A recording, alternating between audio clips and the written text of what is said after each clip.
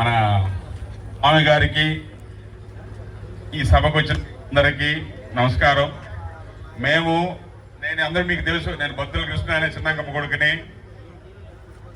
3 తరాల నుంచి మేము కాంగ్రెస్లోనే ఉన్నాము. ఈరోజు మా ఇంట్లో ఈ జెండా వేసుకోవాలని ఎందుకు వచ్చింది తెలిసినా, మొన్న పంచాయతీకి ఎన్నో చేస్తామని చెప్పి మంచి మెజారిటీ గెలిపించుకున్నాం. కానీ చేయటానికి నిధులే లేవు. ఏ బజారుకి పోయినా సీని గెలిపించుకున్నారు. మీరు ఏం చేశారంటే తల దించుకొని తిరగాల్సి వచ్చింది. తిరిగాము.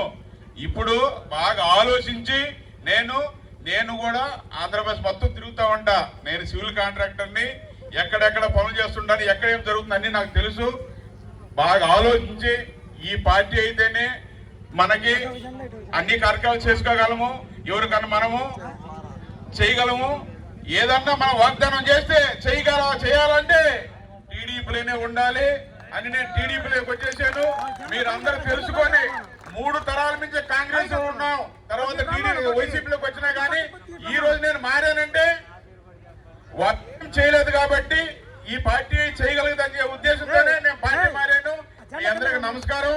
మీరందరూ రేపు పొద్దున స్వామి గారికి మన ఊర్లో ఎంత మెజారిటీ ఇస్తారంటే, ఎందుకు మార్పు కావాలి కాబట్టి, మార్పు స్వామి గారు తీసుకురాగలరు కాబట్టి మీరంతా న్యాయాలు మారి మంచి మెజారిటీతో మీరు గెలిపిస్తారని మీకందరికీ